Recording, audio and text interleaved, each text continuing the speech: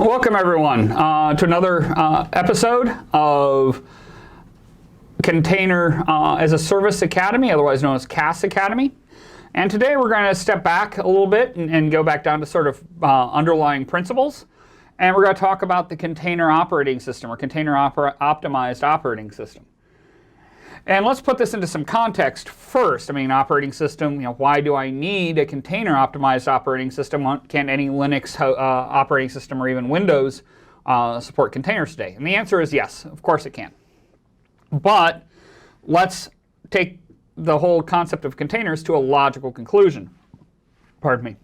So let's start off with where we started, i.e. virtualization some time ago.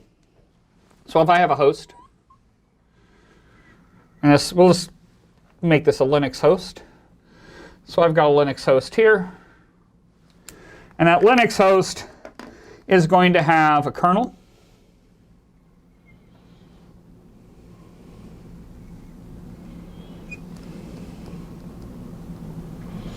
And part of that kernel is a virtualization layer.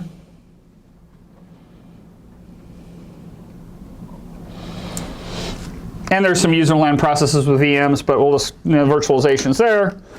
And then we have a whole bunch of packages. Those could be libraries. Those could be functional packages.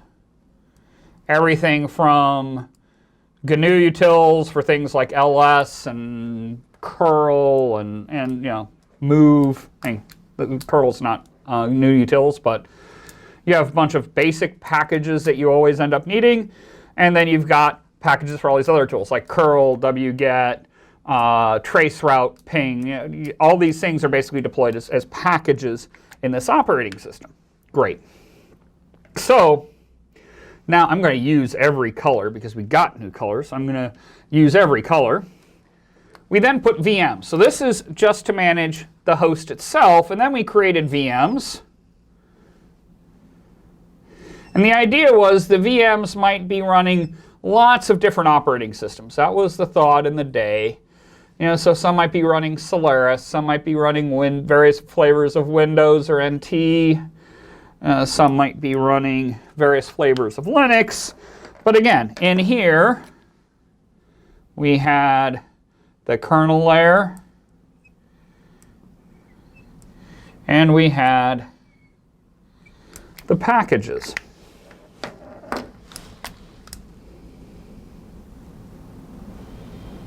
Deployed.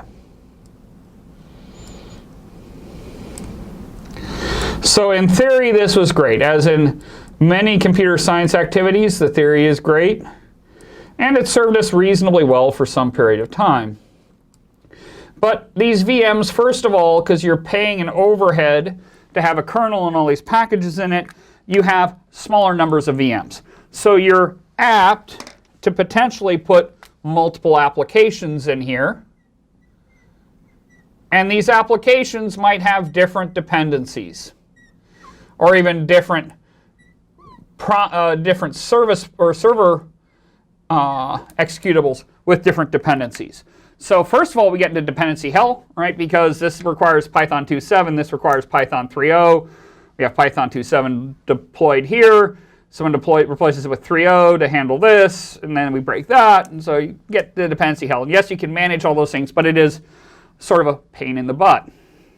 Similarly, most organizations have standard Unix standard operating system distributions. We will deploy on Windows 10 or NT, whatever.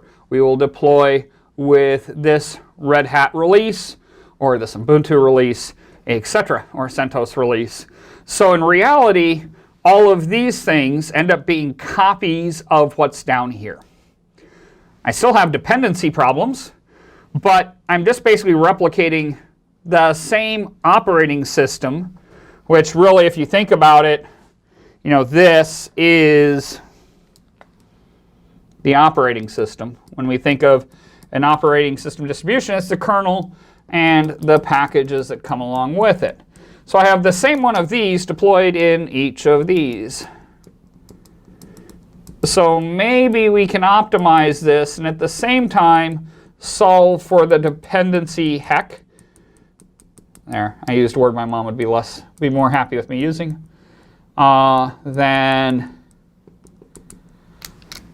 what this model gave us to do. So what did we do? One of the things we came up with to deal with this is containerization. So now that I've managed to erase my VMs, let's now talk about this Linux distribution down here running this host. And we'll add containers on in just a minute. So this is Linux distribution. There are certainly bugs and issues in the Linux kernel. And those are security risks, operational risks, general break-fix bugs. But there's also the same in all of these packages and all these libraries. And a standard distribution has a lot of these things. So frankly, most of the CVEs and other issues and bug issues that come along really aren't kernel related as much as they're related to all these libraries and packages that are deployed. So I now have a fairly large surface here that I need to maintain, keep up to date, keep patched, mainly around these libraries and packages, some obviously in the kernel. Now I can't do much about the kernel, but well, let's talk about first what we can do in the kernel. So the kernel, as a general rule, is got lots of things turned on because it might be used for a desktop, it might be used for a server, it might be used for a laptop, whatever. So there's lots of modules loaded in this kernel. In reality, for a server that's going to end up running containers, this kernel really doesn't need to do too much. It doesn't have a whole lot of esoteric hardware, etc. So this kernel actually also can be somewhat slimmed down. The less modules I have loaded in the kernel, the less things I have to fix. So one thing we can do is we can sort of squeeze the kernel in a containerized environment because, frankly, I don't need as much of the stuff that I might have otherwise needed if I building a kernel for I don't know what. So one, we could, especially if we're running containers or we know this, what this platform's doing, we can probably reduce the complexity in the kernel. We can also get rid of that virtualization layer possibly. But, so that's kernel. Now I have all these libraries and packages. Now the way containers deal with dependencies is we actually package now a very small number of executables, maybe only one, in a container, and we package it with the libraries and packages it needs to execute. So basically we package into the container the components that container needs to run basically on top of this kernel. So, I now have a container here, and I'm going to have another container here, etc., etc. I have a lot more of these. These things are smaller. They're smaller because there is no kernel in these things. They're all going to be leveraging this kernel. They could also leverage these, but this I get into dependency hell. So what you actually, I use that word again, I now have an executable here, I have an executable here, I have an executable here. And what I package in here now are the libraries and the packages that I need to execute that process. And nothing else. I only deploy into here what's necessary to get this code to run. But guess what? There's very little I need to do here other than run these executables. So what do I really need to do here? What I really need to do here is manage of the node itself. I need to run the container environment.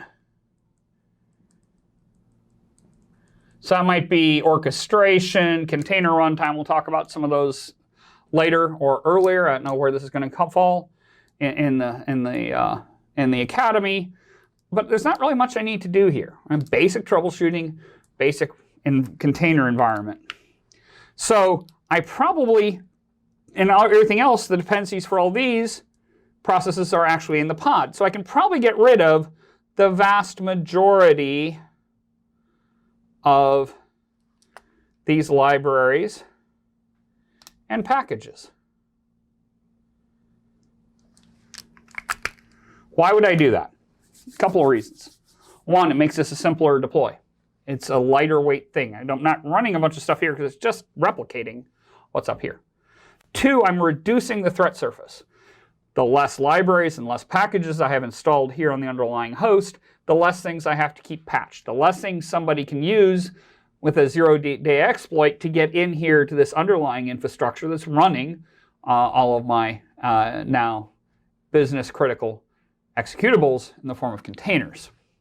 So this is, in reality, what an container-optimized infrastructure or operating system is. We slim down the kernel as much as possible. We deploy just the bare minimum libraries and packages. And then the containers themselves, because the containers never know what OS they're going to get deployed on. Maybe, so they don't know, is this going to be an Ubuntu 14.04? Is this going to be a Red Hat 7? Is it going to be a CentOS 3? It might be a little bit early, but you get the idea. I never know, so I have to carry my dependencies up here. So therefore, I really don't need them here. If you take this to its logical conclusion and take some of the container-optimized operating systems, there's things here you can't even do without loading a container yourself. Some of these you can't even do traceroute or ping. If you want that, you have to fire up a container, and that's fairly easily done. You just do a Docker or CRI run, and that's not the right one, and you load a management container or a maintenance container that has whatever things I wanted, traceroute, whatever other utils, Git, whatever. Well, Git, you would have it on here, and whatever libraries.